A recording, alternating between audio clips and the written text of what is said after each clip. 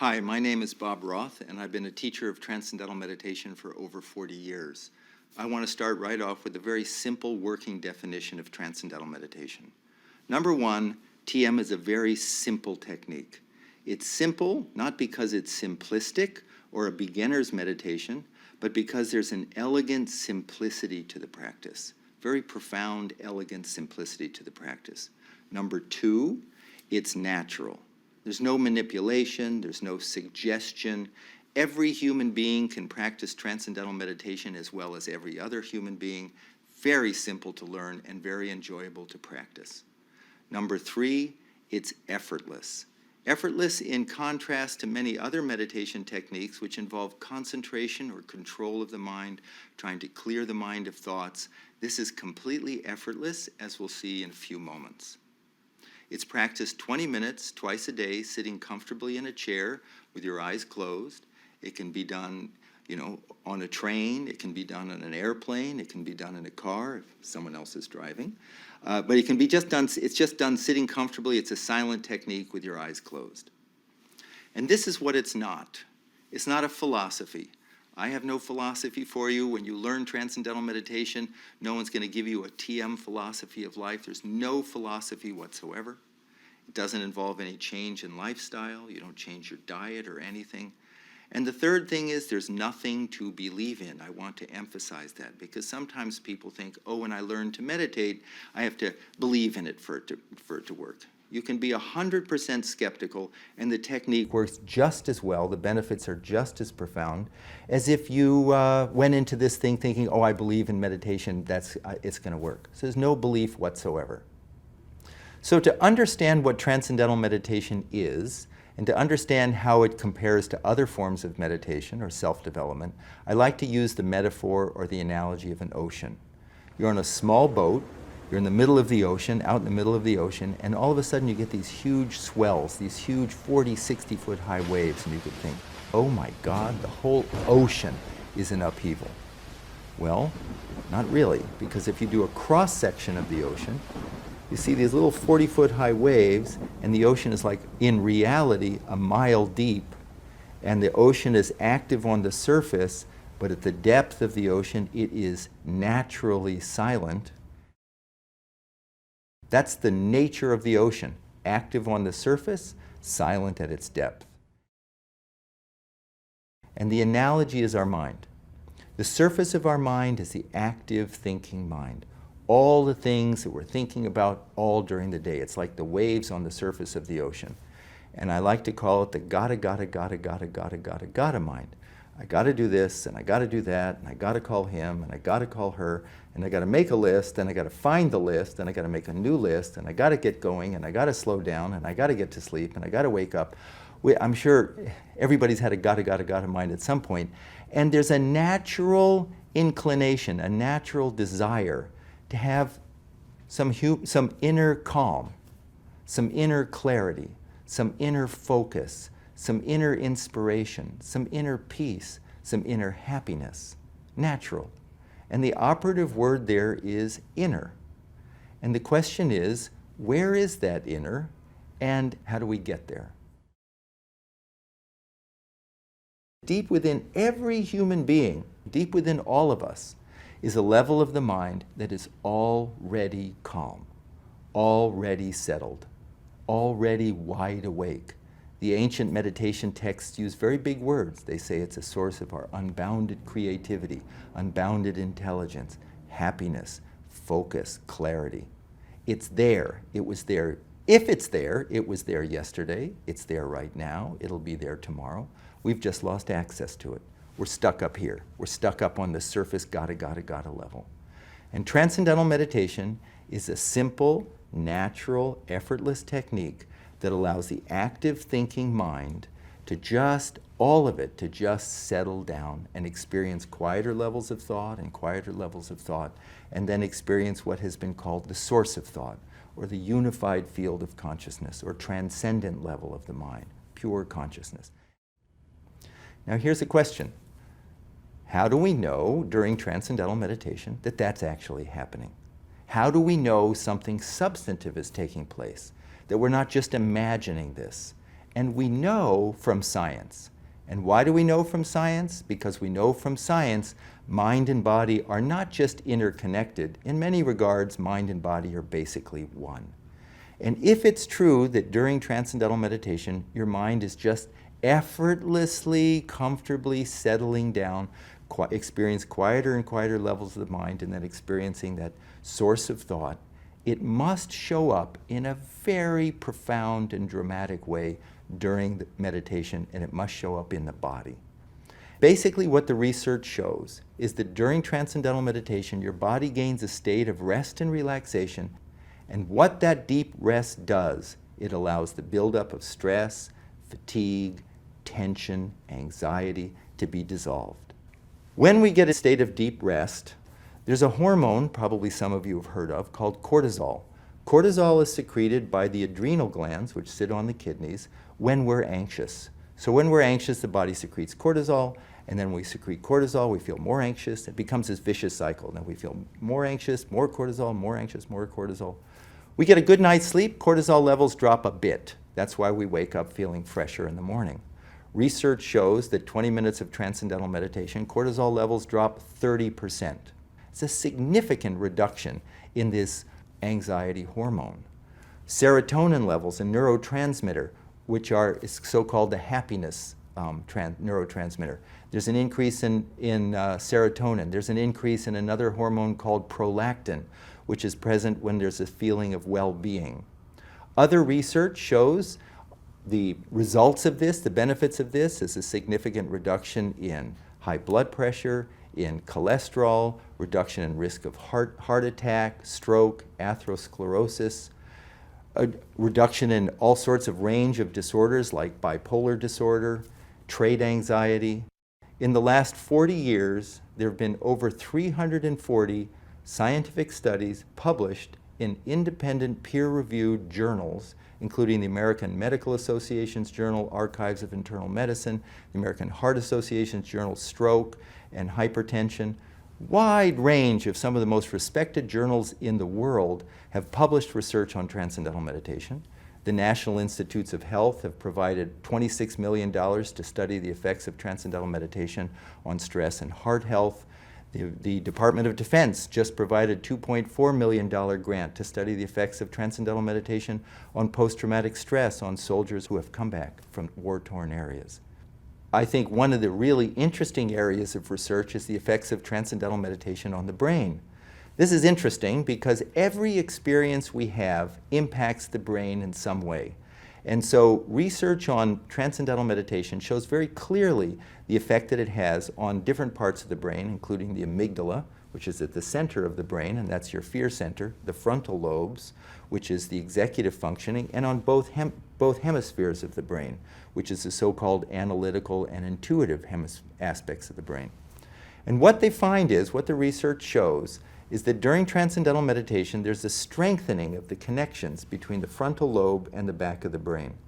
This is important because the frontal lobes govern decision-making, planning, judgment, problem-solving, sense of self, ethical reasoning. Everything good about the brain depends upon the connections between the front of the brain and the back of the brain, between all aspects of the brain. And stress rips apart, you could say, as if takes the frontal lobes offline. That's why, does a stressed person have good judgment? Does a stressed person solve problems, plan well? No, because the frontal lobe goes offline. During transcendental meditation, those connections are strengthened. During transcendental meditation, the connections between the left and right hemispheres of the brain are strengthened. All parts of the brain connect together during TM. And because of something called neuroplasticity, those connections that we have in meditation last in daily life. And that's why people report that they think more clearly, that they make better decisions, they solve problems better. Why students find that their grades go up and their test scores go up. It's not magic, it's now the brain is optimized. The whole brain is functioning in a coherent, integrated way. In fact, there's a spreading of coherent alpha brain waves from the back of the brain to the front of the brain. And alpha brain waves are indicative of a state of restful alertness. And that's what Transcendental Meditation produces, a state of restful alertness. Now the big question is, how do you get there? How do you go from the active thinking, gotta level of the mind to these quieter and quieter and quieter levels to that source of thought? And how do you get there effortlessly? It's there right now. We don't have to muscle it. We don't have to believe in it. We don't have to clear our mind of thoughts. That's trying to stop the waves on the surface. We're accessing a level of our mind that's already calm. It's a wonderful experience. It's a blissful experience. It's a satisfying experience. And how do we get there?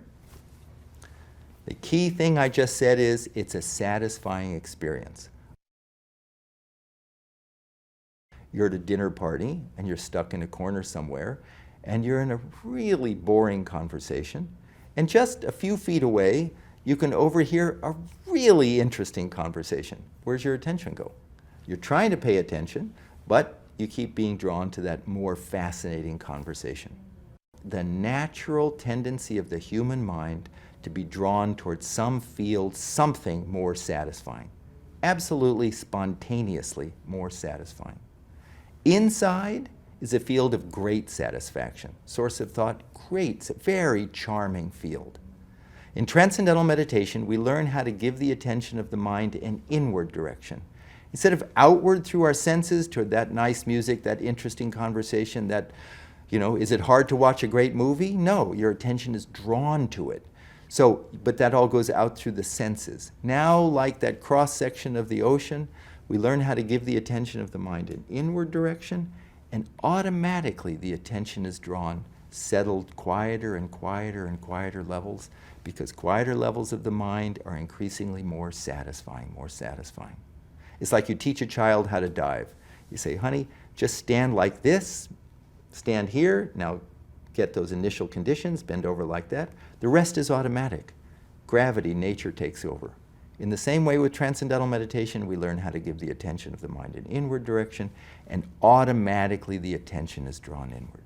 And as the mind settles down, we notice our body gaining a profound state of rest and relaxation. That rest and relaxation releases stress, dissolves stress, rejuvenates the body, and then we're ready to go for the next 6, 8, 10 hours of our day. So for the attention of the mind to settle down effortlessly in Transcendental Meditation, we use a mantra. A mantra is a word or a sound that's used silently. That's number one, that has no meaning. If it had a meaning, then we're stuck on the surface. What does that mean? What does that mean? The intellect kicks in. It's also a word or a sound, used silently, that is positive. It's known to be positive, life-supporting. It's a good sound for the mind to settle down.